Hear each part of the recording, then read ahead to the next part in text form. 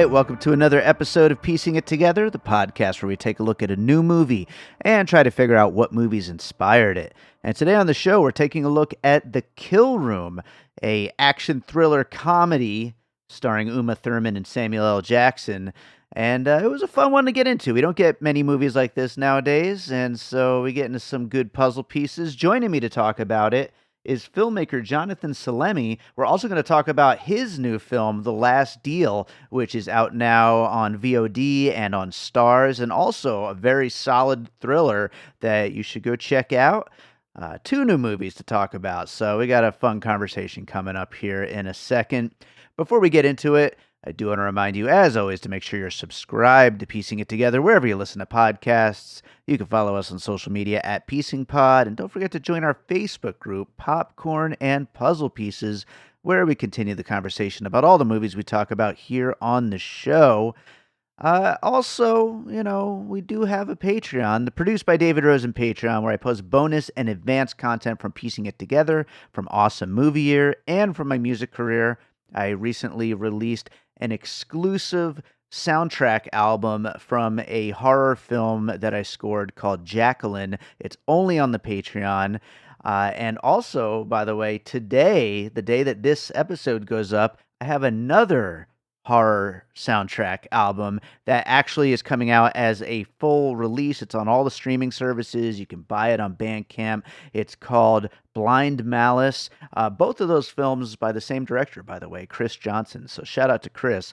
You could check out a bunch of his films on Tubi right now, including Jacqueline. But lots of great stuff over on the Patreon. Produced by David Rosen. It's patreon.com/bydavidrosen. Check it out if you want to support the show that way. But otherwise, we're happy to just have you out there listening. So with all that said, let's get into The Kill Room. All right, we're going to talk about The Kill Room, and joining me today, we've got filmmaker Jonathan Salemi. Jonathan, thank you so much for being here. Thank you for having me. Appreciate it. Yeah, absolutely. I'm looking forward to talking about this movie and then also getting into your new movie, The Last Deal. But you are a filmmaker, so why don't you tell my audience a little bit about you before we start getting into The Kill Room? Yeah, so I'm from Boston, Mass. Moved out here after I graduated from college, here being Los Angeles.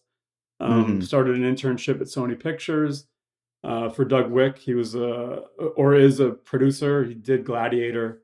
He's currently doing Gladiator 2 right now. And then I directed my first feature at that time that played in one theater here in Los Angeles. And then made a few shorts, and then found myself in a place where I wasn't getting a lot of opportunities to direct another feature. And I took a big chance on myself and bet on myself, so to speak, and made the Last Deal.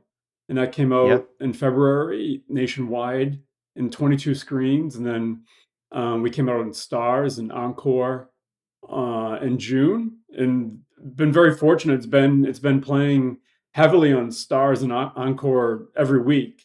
So it's been quite surreal, like sitting on the couch and watching TV at night, and then you're flicking through and you see your movie there. So I'm incredibly grateful. And and it's on Amazon, and it's been doing really well. So I've been very humbled at the reception that it's been getting.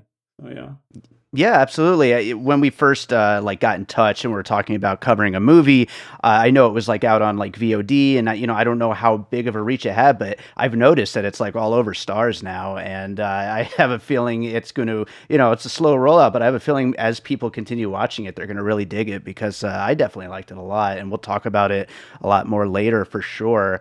But, with that said, going into The Kill Room, this is an interesting movie because, first of all, I feel like the main story with this film is the cast because, we've got Uma Thurman, who we haven't seen that much lately, and we have Samuel L. Jackson just kind of cutting loose and having a fun time, which he's been in Marvel mode for a lot of the last few years. So it seems like that's a lot of fun. And then, of course, Maya Hawke being in there with Uma Thurman, that's also, I think, part of the story here. But was this a movie on your radar at all, or did you just see interesting little thriller that also happens to be a comedy? Let's do this one. Yeah, no, I didn't know too much about it. I'm glad I got a chance to watch it. And yeah, you're right. It seemed like, because Samuel L. Jackson's in a lot of movies, and it seemed like he genuinely had a lot of fun on this one. You could definitely tell. Yeah. And I'm sure he appreciated his nickname in it. And then there's probably like a level of comfort because I did a little research on the film after I watched it, and there was definitely a level of comfort probably with Uma Thurman on there, and they both worked with Tarantino. Sure. Um, and I guess originally, I don't know, you probably know about this, but originally they were casting for someone in their late 70s to play that role. Right, right, yeah. I mean, especially with all the Yiddish baked in there, like I have to assume that was Yeah. there originally, and then they were like, you know what, screw it, let's keep it. But yeah, I actually saw a little bit about that as well. Like that, as soon as Uma Thurman got cast, they were like, who could we get for this other role? And she was like, well, what about Samuel L. Jackson? And they were like, of course, Samuel L. Jackson, like let's do it. So Yeah, it's yeah, nice that you no, have the budget that you can say, "Oh yeah, let's get Samuel L. Jackson." yeah, Oh why yeah, we not? can just throw that $1 million down or 500,000. Sure, absolutely. Well, let's start getting into some puzzle pieces, and along the way, we'll talk about what we liked and didn't like about the movie. But what do you have for your first puzzle piece for the kill room? I've got one that I haven't seen anyone else mention, but for me, it definitely felt like it. It felt like a modern day Analyze That, Sure. where you have that satire, the comedy, but with a little bit of darker implications. And it definitely felt like a page from that. Like that struck me off the bat. Yeah, no, absolutely. I was also thinking of like Sopranos to go along with that, but like, tough guys that also have feelings. And once this guy starts to like unlock with his artwork, that he has more to say, more to give the world other than just killing people. You certainly get a lot of that. And then of course, like this woman in this case, who's just kind of mixed up in all of it and has no idea what's going on, but ends up, being able to like hang with it all. Analyze That is absolutely, that kind of a movie here, and I think that this movie is one, like, it is theatrical. It's out right now in theaters at the time we're recording this. But I don't know if people like know about it. Like it kind of feels like it's a little under the radar, and I feel like it has that kind of appeal though. Like if like families and like older people who would be into movies like that would probably enjoy this. Absolutely. I think it was distributed by Shout, and then Hmm. Bonded probably was heavily involved in the financing part. So, like, I'm not sure how much of marketing that they put behind it. Yeah. I'm not even sure how many screens it's playing on. I mean, it's got to be playing on maybe 100, Yeah. 150. I don't Sure. know. That's kind of my guess. Unless it's just playing because it's playing around you Hmm. in Vegas. And we So we don't get anything here, so yeah, like, well, my point being is like, a lot of times they just play on both the coasts, like New York, sure. LA, Chicago. Yeah. Not that Chicago's on the coast, um, but yeah, Yeah. like It I attribute counts. it to like they probably didn't have the huge marketing budget and just trying to get the word of mouth. And it's definitely like a fun little movie that I wouldn't have known about unless you told me. Right on. Right on. Yeah. Well, I'll go to a first piece for me, and that is going to be Marielle Heller's "Can You Ever Forgive Me" from 2018, with Melissa McCarthy as this author whose career is kind of in the dumps, and she takes to forging famous deceased authors' signatures, and immediately that takes off. She starts making money, her career is starting to come back, and, of course, things get a little too hot. But basically, we're kind of dealing with the same kind of thing of someone who's in the world of art. In this case, it's like art, like paintings, and her career is just not quite working out. And so when this criminal opportunity pops up, she ends up running with it, even though at first she doesn't want to. And of course it works all too well, and things go a little bit crazy for her. But two different worlds of art mixing with going about it the wrong way, kind of, although it's kind of celebrated here in the kill room. That's a good take. Yeah. Yeah. And a I great movie, by I the way. I haven't seen that one yet. Okay, it's really good, really worthwhile, and Melissa McCarthy is awesome in it. She does a great job in that Usually is, movie. yeah. Yeah. What do you got for your next piece? Up next is The Square. So I remember seeing that back when I think it won in Cannes, I think, Yeah. or Cannes, however you want to pronounce it. But Hmm. um, but yeah, it struck me like that, like something a little obscure and making fun of themselves or of the business field that they're dealing with. Um, so yeah, it struck me as that, like a mix of a little bit of that involved in there too. Yeah, absolutely. I could see that because, as a takedown of the art world and just like kind of the pretentiousness of it all. And that dude, all his films are kind of like that. Yeah. So, and they're all very good too. But yeah, the square is awesome and a great one. I'm just going to like jump right on top of that because I think it Yeah. deals right with the same kind of themes as what I was going to go with. And it's actually a documentary from 2007 called My Kid Could Paint That. Have you ever Mm. seen this documentary? No, but it's kind of self-explanatory. Yeah, exactly. Yeah, it's just dealing with the level of, is there bullshit involved in this industry of painting? Like, do the people who are selling it at these insane costs and making this whole industry around it, do they even know whether or not the art is good? And yeah, that movie is very funny, especially as a documentary. It's very funny, and the idea of manipulation behind any of it, and in here in the kill room, plot wise, like we're talking about this kind of meatheadish, hitman guy who, to launder money ends up painting, and they Right. sell the paintings through this place. And it's like, are his pieces good? Like, it doesn't matter because they're selling them. So it kind of, they're good just by the factor of them selling them. So it leads into all that, the manipulation of this whole market. And, it's a really fun documentary worth checking out. And Nice. Yeah. I think deals with this really well.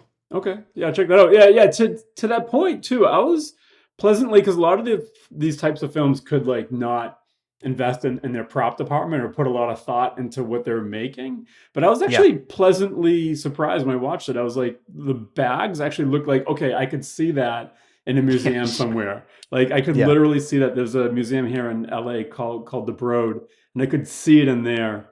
Um, and then the paintings themselves, I think they were all what, oil paintings or I think acrylic or so. something like that. Yeah. Yeah. They're like okay, like they actually, I think they actually. I would have. I'm curious. Got a real artist to paint those and make the bags, because it wasn't just like a prop department master like just putting them together. So it Sure. actually, like I think that was a nice detail in the film. Yeah, absolutely. One of the things that I liked about the movie too, like along those same lines, is how much Uma Thurman is selling the mixed emotions of it all. Like she loves this world, but she also is just like she's just at the bottom basically, and just she has no other choice but to love these pieces of art, Right. whether they're good or not. And I think she really sells that, and has a lot of fun in the role. So, Agreed. uh, what do you got for another piece? Up next is Small Time Crooks. Oh Uh, yeah, Woody Allen, kind of the same, uh, like Uma Thurman, I think plays mostly into that one, where like you have these professionals that aren't really professionals and they're bungling along the way, hmm um, with comedy as well. So it did feel like a little bit of like a Woody Allen film in that yeah. regard. No, I love that. I love that. Yeah, it's such a fun one. And yeah, I mean, criminals that are like bungling like that are always such a fun like foil Yeah. for this kind of movie. It's like it's so good. Actually, I you know what? Right along those lines, exactly. I'll go with another one, which is too new to be like a real inspiration here because it is from this year. But a movie that I feel like is like a perfect companion piece to The Kill Room is Mafia Mama. Have you Okay. seen Mafia Mama? I haven't, but I saw the trailer and the posters.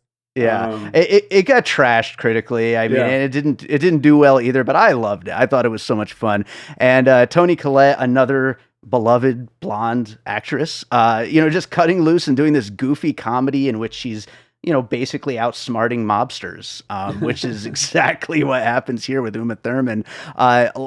Comedy, that kind of high society, a lot of blood and violence that isn't exactly necessary for this kind of movie, but it's there and hey, it's appreciated. But yeah, it's I think these two movies go hand in hand really well, and I feel like we don't get enough comedies like this nowadays, just straight up No. comedies. No, there's not like it seems like the world, at least in the last 8 years or so, has become more cynical. So you're not getting the only lighthearted fare you're getting is comic book films, and a lot of your comedies are falling flat. So like, Yeah, why even try? right. For some folks, and especially studios. So yeah. Yeah. It does feel that way. And, thankfully for me personally, I've been liking a lot of the comedies that have come out this year, but they've also all failed miserably. So it's like Yeah, hard to say. yeah. Like hopefully we're taking a corner now where like we're gonna see a lot more fantasy and that sort. I mean, Hmm. we'll find out. You know. Yeah, absolutely. Well, what do you got next? Up next, only based on the two characters, so Samuel Jackson and Joe Manganiello. I think I'm pronouncing his name right. That sounds right.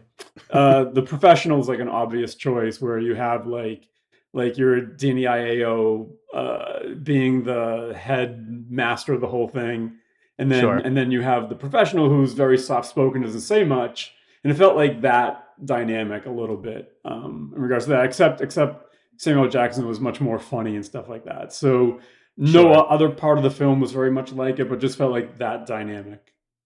Yeah, I'm glad you brought that one in because, that dynamic is something I was thinking about. I didn't really have a piece for it specifically, but definitely like the calm natured murderer Hmm. and the more Yeah. like out there boss guy. So definitely that fits in really well for that. So I like that. It's a great one. I will go with another pretty recent movie. I think it was 2021. I want to say The Outfit with Mark Rylance. Mm. He plays a tailor shop owner, and criminals basically force him to allow. In this case, it's stashing dirty money at his tailor shop and stashing it in the outfits that he's fixing up. But here, of course, we're talking about it's paintings, and that's the way that the dirty money is making its way through. But two different kinds of movies in which crime is happening in a small little shop, and the person in charge is kind of against their will. Although, of course, Uma Thurman's character does like come around on it and starts like really like having fun with it, basically. But at first, against her will. Allowing all this to happen and allowing yourself to get compromised, kind of. The Outfit is a really solid little thriller that also a little under the radar, but Yeah. it's a good one. Nice. Yeah, it's definitely a case of like, I mean, I'm sure it's out there, like life imitating art with your example there, and then the kill room. Like, I never thought of like, hey, that's how art sells. Like, you can just ship a empty crate, and then as long as you have an invoice, you can like spoiler alert, like show like this thing was sold for hundreds of thousands of dollars, and it's a great way to Yeah. like launder money. I was like, when I was watching, I was like, oh, that's interesting. That's a good way of laundering money. It's funny you say that. I mean, we'll talk about your movie some more a little later, but the way that spoiler alert, the truck ends up getting taken, that was like a solid little clever twist kind of, and this also kind of like leans into criminal ideas that screenwriters get, I guess, is Yeah. what I'm saying here. Yeah, So it's always nice when a screenwriter or however it comes about, like when you have smart choices like that are very original, yeah, or absolutely. but yeah. Right on, right on. So do you have any other pieces for this one? I will say, like, I mean, Jackson I liked a lot. It was like you could definitely tell he had a lot of fun, like I said. But the one part for me that I was pleasantly surprised about was Joe Manganiello. I thought did a really great job. Like, I felt like he was very engaging. Every time he was on screen, I was very engaged and curious and wanting to learn more. And I thought this was like a nice part for him to play. I think before this, he played he was in not a superhero film, but like an anti superhero film. And then the Magic Mike series and stuff like that, where he's Sure. kind of sort of playing like that beefcake, like knucklehead. But like in here, I felt he showed a lot more vulnerableness than I've seen from him in the past, even though didn't have a lot of dialogue. And I was pleasantly surprised in how engaging he was. Yeah, I completely agree. I think he was great, and like his character kind of has the biggest arc of the film. Like even though Uma Thurman's certainly the main character, like his character like has a whole story arc that really gets explored. So he does a lot with that. That very kind of could have been like a background character performance, but he really does it. So Yeah. yeah, absolutely, he's great. I'll throw one more piece in here. It's another one that is, I think, too new to truly be an inspiration. But then again, maybe it was because I think it was in the festival circuit last year. But it's a film from this year called Inside. Mhm. With Willem Dafoe as a art thief who gets stuck in a high rise apartment and has to figure out a way to get out, and obviously very different plot wise, but as far as like the intersection between art, crime, high society, the whole bullshit nature of it all, of everything that's kind of goes on in that world. Inside really was a pretty big takedown of all that stuff, and it did it in a quite metaphorical way, whereas this is more of like a on the nose, straight up comedy kind of way. But both kind of dealing with the same thing, and like when you brought up the square earlier. It's certainly a world that deserves some skewering, I think. Yeah, yeah. I mean, goes to show there's a lot of opportunity there, and not a lot of films being made. So Absolutely. yeah. Absolutely. Well, I'll read down the list of puzzle pieces and then we will get into some closing thoughts here for the kill room. We talked about Analyze That. Can You Ever Really Forgive Me? The Square. My Kid Could Paint That. Small Time Crooks. Mafia Mama. The Professional. The Outfit. And Inside. Yeah, obviously a lot of intersection between crime and comedy. That's kind of the main thing here. It's a kind of movie that we don't see that often, and like we were talking about earlier, it's great to see them trying to do something like this. Whether it connects with an audience, we'll see. But any other closing thoughts on this one before we wrap up the kill room? I thought it was really like lighthearted and fun. Enjoyed it a lot. I also enjoyed like the director inserting current like modern day themes into it without being heavy handed, which is always nice that like you're not being too heavy handed with your own philosophies and stuff like that. But it's refreshing to hear characters keeping it modern. And yeah, I thought it was just like a fun movie that you can go watch and not have to think too much and you leave feeling good. Absolutely, yeah. Mm. To that director, Nicole Paone, I believe she only has one other feature, Friendsgiving, which I Correct. haven't seen. But yeah, no, she does a great job here, and there's plenty of it could have been more on the nose, and it thankfully isn't. It's like a little bit like more wacky and out there, and I definitely appreciate that. And Yeah. I like how Uma Thurman gets a little sloppier as it goes, which Right. is like I think part of the appeal of the movie and definitely a fun thing about it. So yeah, I think that does it for the kill room. Let's talk a little bit about your new movie, The Last Deal. Set it up for people who maybe haven't seen it. Yeah. So it's about a black market cannabis dealer who makes one last deal before he's about to get squeezed out of the business when marijuana turns legal in California. It's a crime thriller. Came up with the idea in like October 2019. Like no pages written, no outline, just completely fresh. Never had the idea before. And then we're Mhm. on set 10 months after that shooting it. So it was a Nice. really like uh, kismet way of making a film of everything just working out along the way. I was very fortunate with all the pieces that lined up and how we made it. And yeah, I've been very proud of and grateful of the reception it's been getting, and people have liked it and see it for what it is, like a low budget film that was very aggressive in how it was made. Yeah, well, I mean, you say low budget, but I mean, it certainly looks like good. It looks really good, and I think a lot of that goes a long way for making a movie like this stand out. So, my first question, you were just kind of like talking about that right there, that you hadn't come up with this idea until 2019, but was there anything that was like that changed in like the world that was kind of like making you think of it? Because obviously this all happened in 2016 when Proposition 64 passed and weed became legal. Was there any kind of like spark in 2019 that kind of started this? Well, so I've been close friends of mine have been involved in the cannabis industry and still are. Hmm. So, I remember like 10 years ago being in downtown LA in a warehouse just caked in those fluorescent lights with marijuana plants and thinking it's like the coolest thing that I've ever seen. Hmm. Um, and then a buddy of mine, he has his own CBD line. So So I know a lot about the business in the field, and then my father and me were trading cannabis stock, so I know a lot about the business side too.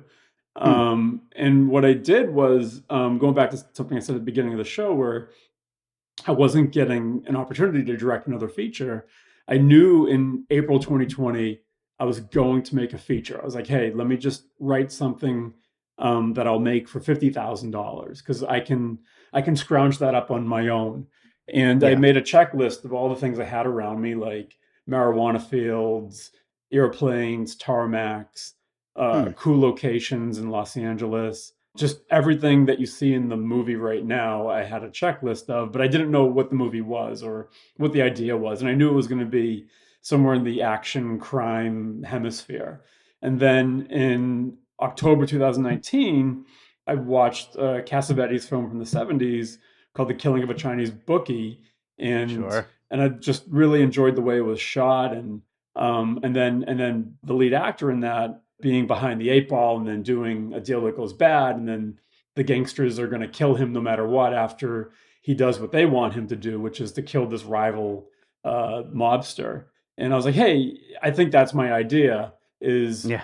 is to take somebody that's involved in cannabis that ends up, because I saw it with the main character is based on one of my best friends, and I saw his business go down once 2016 hit. Like, he was doing Hmm. very well, had tons of cash on him all the time.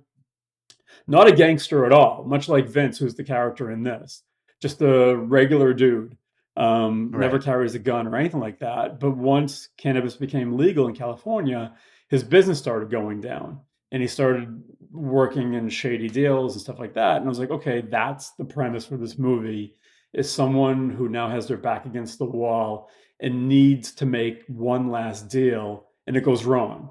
Yeah. And you see that downfall. And very simple story. I knew like it wasn't anything groundbreaking, but putting it in a world that we haven't seen before, I felt was what was going to set my movie apart from the other films, coupled with how I write the characters and just having them fall off a cliff every 10 minutes or so, like Kasdan and Lucas did with Indiana Jones. And and and, Sure. and so that was the basic idea, and I wrote an outline, and I was off shooting, not off shooting, but I was off writing the film right away, and I had my first draft within a month in January, and I gave it to a producer friend, Carl Safarlio, and then he was like, I love it," and we were in pre. So That's awesome. That's yeah, awesome. I think a big part of what makes the film work is your star, Anthony Molinari. I think he's great as Vincent, and I believe I read that he's one of the producers on the film too. Is that right? that's right. Yep, Yeah, that's correct. he's got a cool vibe like that. Reminds me like a little bit of like a cross between like a Dominic West or a Gerard Butler type, Yeah. and really kind of leads the thing. Talk a little bit about working with him and how you two got connected on this. Yeah, so we got connected through Carl. So Carl is a veteran stunt coordinator, veteran stunt performer. You probably recall him from Casino with the guy with his head in the vice. Okay, Um, nice. yeah, so that's Carl. And so Carl mentioned we were casting for the role. I was pretty close to who I wanted for the role. And Carl was like, hey, check out Anthony, if you will. And I checked him out. I was like, hey, this guy's amazing. Like, if you look at his credits, there's like 100 some odd credits. He's like worked with Eastwood, and he was on Jack Reacher with Tom Cruise. He worked with David O. Russell in The Fighter. He was Mark Hmm. Wahlberg's last match in The Fighter. And just the list goes on and on and on who he's worked with. And I had my choices. They were all stunt guys. No matter what, I wanted a stunt guy to play that role, because when you're dealing with a very low budget film, your punches and hits and falls, because you don't have that budget, your flaws can show very quickly.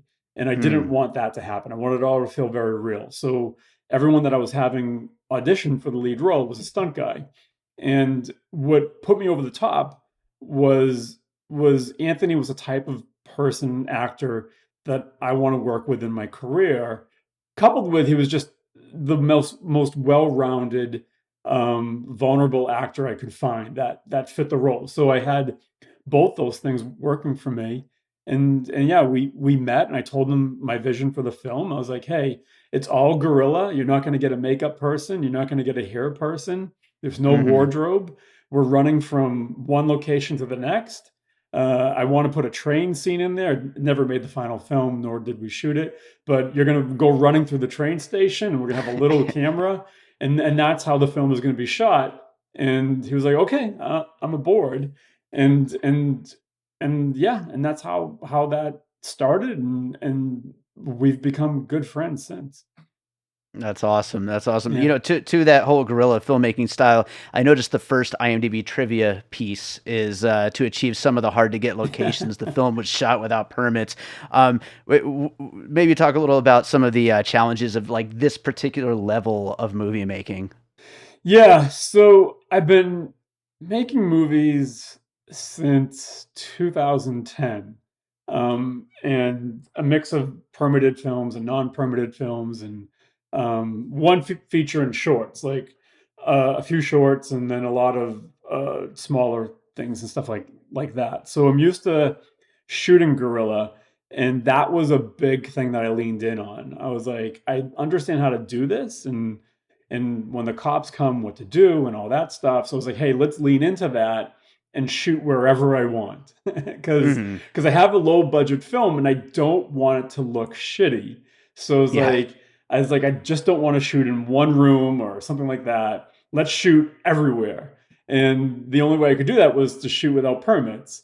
To shoot Yeah. on the LA River. Spoiler alert! In that one scene where you have that graphic killing on the river, there's no way I could shoot there. That's closed off. They're not going to allow me Sure. to shoot there. I'm not going to be allowed to put my camera on top of cars and drive around Los Angeles through tunnels and have a camera on the side of a van. So like the van is taking up this much room, and then you have a camera on this side.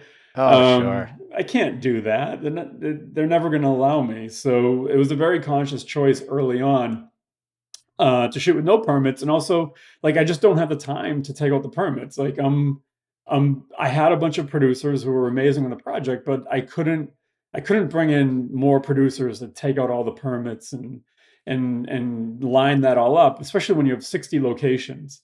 It's Yeah. way too much work. Don't have the budget, so it was like expletive it like F it. We'll just shoot no permits, and Yeah. and we'll spend no more than 3 hours in each location and jump around and do company moves.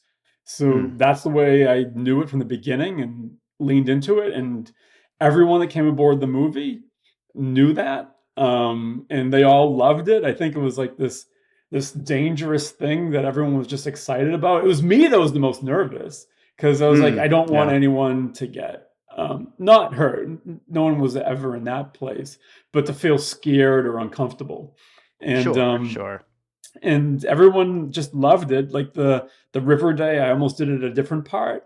And I told all the actors, like, hey, if you're okay, this is what we're gonna do. We're gonna be here. And they were all like, F it, let's do it. I was like, okay.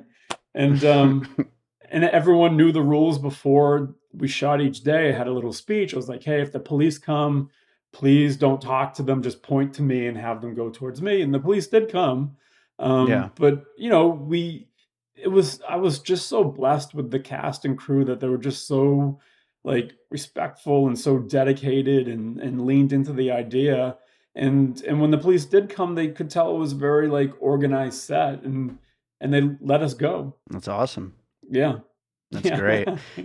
Yeah. So I have this question, and this might be a little bit of a reach, okay? But I did want to ask you this, Yeah. because after I was watching this film, I was thinking about it in parallel to like the fundamental changing of everything going on with the film industry, and going from movie making as this big business. It's like, kind of do whatever, to now it's kind of like all kind of scaling down to streaming and whatnot and all that kind of stuff. And almost in a way mirroring what's happening with the change from legal weed to now it's everybody's got a piece of it, and there's less opportunity. There's more opportunity in some ways, but less opportunity to really break out. Just what your thoughts are on that. Yeah, I can definitely soapbox in this all day, but you know, to your point, you can start off with like we've definitely have seen the polarizing effect of wages across the country. Like the rich have Hmm. gotten richer, the poor have gotten poorer, and there's Yeah. no more middle ground. And in some way, the film industry has turned into that as well, where you're dealing with the bulk of these $50 million plus movies. Occasionally, you'll see things in the 20 to 30 range, and then there's a whole slew of five and under. Sure. Um, and and and yeah, it creates a environment where it's very hard for filmmakers to make a movie and get it seen because you're no longer gonna receive theatrical releases. You're gonna be part of a distributor that is gonna take your movie on and then give you a 2 week notice that it's coming out, and it's a conveyor Hmm. belt, and they're gonna just launch it on all the platforms. And I've been hoping for, and I've my favorite decade of movie making has been the 70s. There's Yeah. no other Sure. decade where you see the rise of the indies and also the rise of the blockbuster at the same time. Right. They should support each other, really, in a perfect world. Yeah, yeah, yeah, yeah, yeah, yeah. And I think when looking at the 70s and you're seeing the rise of the indies and people coming out in droves to watch them, they're going to the midnight movies. They're going to watch these new voices. And nowadays I don't it's the studios are kind of like this giant wave that are taking over the movies so much that now as the generations are moving on, like I don't know how much of the indie film scene will survive because of just the formulaic approach to filmmaking and the budgets being so high. And now you're talking about AI that's going to continue to make these formulaic type of stories because that's what works in this part of the world, and we know we'll achieve the box office here if we have this. So yeah, we're definitely seeing that, and hopefully there will be a rise in indies again. But it's very hard to make a movie nowadays. But there is a formula. So for Yeah. someone like me and the director of The Kill Room, I think her name was Nicole, right? Yes. Nicole Paone. Nicole, yeah. Yeah. And for someone like that, I'm pretty sure The Kill Room was made for five or under, or maybe 10 or Sure. under, somewhere along those lines. There is a formula there, and she touched that formula by having those names in there. So, if you go about the film industry the right way, and meanwhile you do have to adhere to certain commercial trends, like putting certain actors in your movies. So this way you're guaranteed certain sales and all of that. But there is a formula that you can make your indie for 2.5 or less, or five or less. Yeah. I can go further, but I'll stop it there for now. All good, all good. Yeah. Very, very eye-opening for sure. You mentioned the killing of a Chinese bookie, but you got any like hard on your sleeve influences that you had in mind while making this? Yeah, definitely. You probably noticed a heavy Michael Mann type of Sure. influence. So yeah, no, at no time when I'm making the film am I trying to be Michael Mann. It's just or channeling that type of filmmaking. It was more of like I really enjoyed the synthwave neon scene, and I was out Yeah. there definitely with the mind frame of making my neon neo noir. Sure. And Mann does that a lot, and if you look at the 80s and 90s with the films that came out around that time period with the heavy synth wave soundtracks and a lot of neon, and your main character on a bridge smoking a Yeah. cigarette, dreading his Sure. life. Meanwhile, the keyboard is playing. That was the film that I had in mind, without it getting cheesy or anything like that, making it very current, and that was what I was trying to do there. So yeah, so that was the basic influence for the film, was to have something very new. But for me, I could definitely attach on to the 80s 90s filmmaking with the 70s anti-hero. Sure, sure, absolutely. Yeah, I'm a composer myself, and I really like the score in Oh, your that's great. film. Yeah, definitely fit that vibe for sure. So good stuff there. Thank you. What are you working on now? We got to ask you that. Yeah, so it's funny, like when I made my first movie was a comedy, and Hmm. then after that, you're kind of going through your filmmaking journey, and I was exploring that and being very artsy and so to speak, because you're making shorts, and that's what my dad all along the entire way kept telling me. He's like, Jonathan, make a horror, make an action, and that's what I grew up watching, was just action and horror films, especially more action, like a lot of Stallone and Schwarzenegger and all that stuff. Sure. And then, yeah, that was when in 2019, my checklist, I knew I wanted to make an action film, and I sort of forgot how much I love the action genre. And so, yeah, so the next film is an action film. That's kind of a long way to get there, but yeah, so I have an action film. It's called Kill 49. It's about an assassin that comes back for a job and then discovers who he thinks is the person that killed his family, and then sets off for revenge against that person. And the script is done. I started, now that the strike is over, I started handing it out, working on the next draft of it right now, and I'm looking forward to getting that out there and getting feedback. And I literally just started sending it out this last weekend. So that's the next film, looking to make that, and I'm pretty excited about it. That's awesome. Yeah, look forward to seeing how that comes about. But Jonathan, thank you so much for doing the show. Where can people find you, and where can people find The Last Deal? Yeah, so The Last Deal, they can find it on Amazon. That's probably the best spot. Or your favorite platform. It's playing in the United States. Opens in Canada next week, or this week coming up, October 5th. It's playing in Ireland, the UK, parts of Northern Europe. We just sold the Middle East, so it's going to be all over the Middle East. But Amazon, your favorite platform, if you have Starz, you can watch it for free on demand on Starz. And then, yeah, or go to the lastdealmovie.com website. And we're very active on Instagram at The Last Deal Movie. And that's the best way to find it, and then learn more about me as well. Awesome. Well, Jonathan, again, thank you so much for being here, and maybe we can get you back again sometime for another movie. Yeah, I love it. And thank you again for having me on. Appreciate it. I'm Josh Bell. And I'm Jason Harris, and we co-host a podcast called Awesome Movie Year. Each season, we take a look back at an awesome year for movies, which is every year. We deep dive into these specific years, and we pick out why they were such great years for films. We go over the biggest hits, the biggest flops, the best pictures, some personal picks, some cult classics. Years we've covered in past seasons include 1994, 2003, 1977, and 1984, and we've got all of film history to look forward to. So check us out at awesomemovieyear.com or wherever you listen to podcasts. All right, so I hope you enjoyed that conversation about The Kill Room as well as The Last Deal. Thanks to Jonathan Salemi for joining me. Make sure to go watch his movie. Go watch The Kill Room as well. And thank you for listening if you're out there.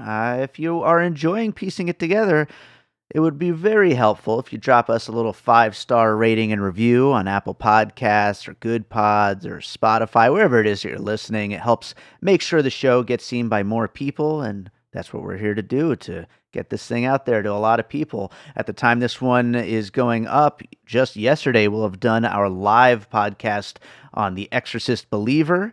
I'm recording this in advance, so hopefully it went well. I'm sure it did. But that will be up next week on the show. But also there is a lot more piecing it together on the way, so make sure you are subscribed. You could also follow us on social media at PiecingPod to find out about all the new episodes. But, get those subscribers up. We want to be able to say that we got all these people out there that are listening, and they are. And thanks for listening and for sending in your puzzle pieces. I appreciate you guys all being out there.